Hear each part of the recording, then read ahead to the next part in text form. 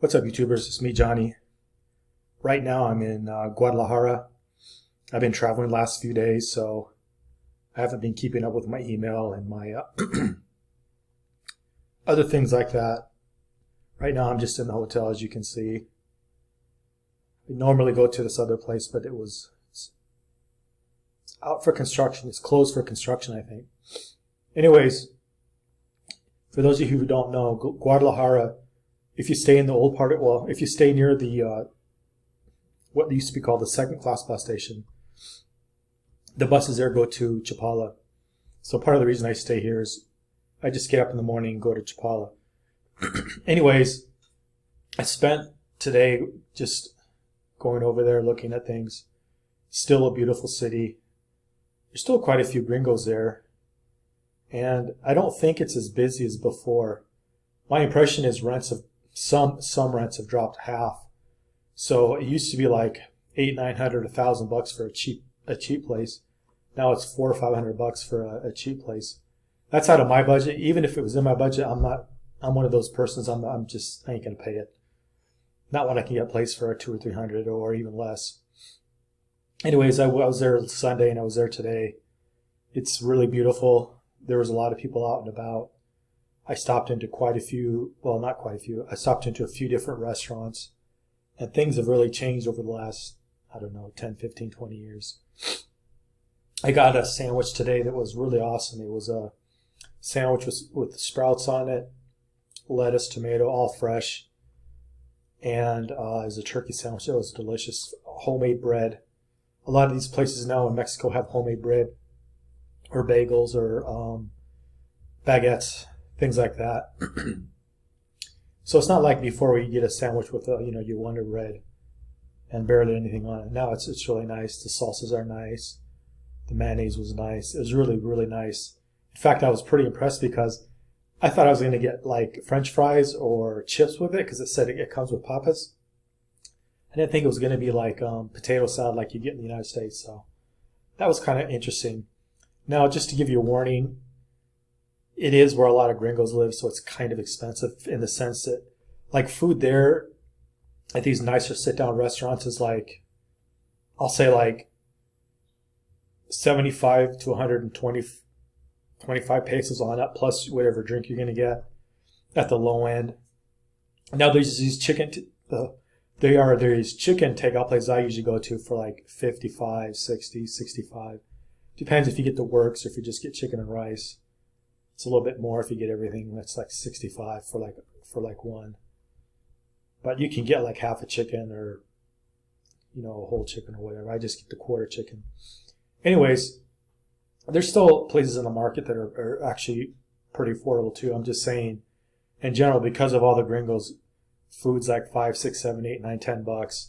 And if you're getting like seafood, generally speaking, I don't eat seafood, so that it seemed kind of high to me, but it's not really high when you figure out how much it is in dollars. But again, I never eat seafood. I don't like seafood.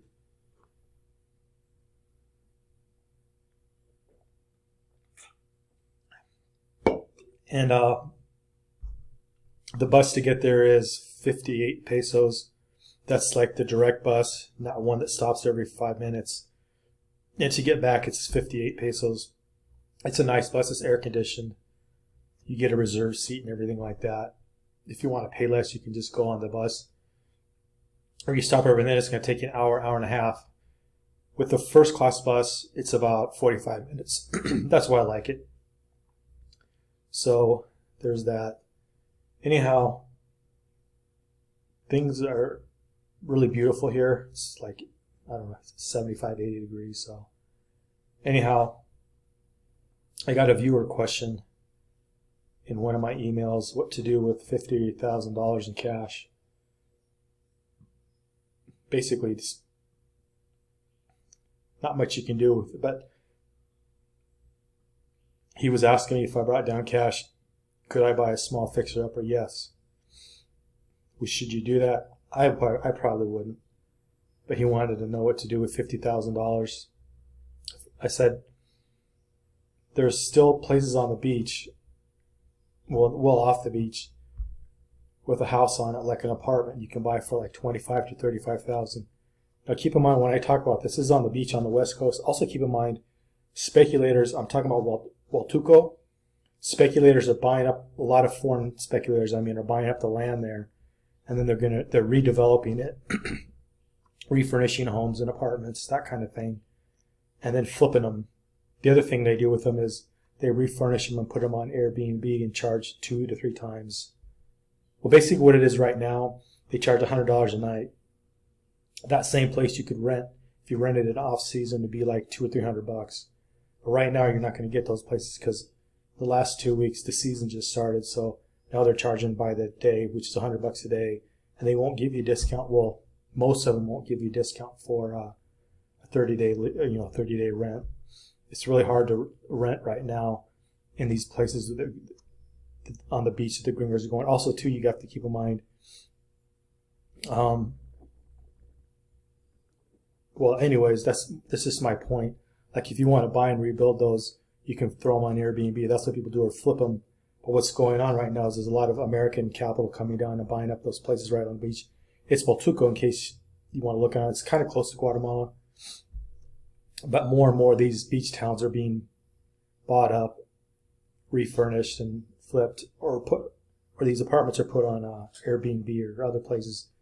So they're not going to really be much cheap anymore. The only thing I don't like about living at the beach is it's hot, so I don't really care for the weather. So for the viewer who wants to know what to do with $50,000 in cash, you would take it overland, get to wherever you're going, get in touch with a lawyer, have him deposit into his account, and then have your lawyer negotiate your real estate contract and pay for the house, and then do whatever you want with it. Put it in your name or put it in a trust if you're in Mexico. If you're in Central America, put it in an LLC or an SA corporation or whatever you want to do. Anyhow, I realize other people don't trust lawyers and things, but I would never bring down cash and just walk into a bank with it without a lawyer's help. Anyways, I'm going to be traveling to Mexico and seeing what's up there, and I think going towards the Caribbean side of Mexico. Anyways, I don't have much else to say. Like, share, subscribe, and leave a comment. Thank you.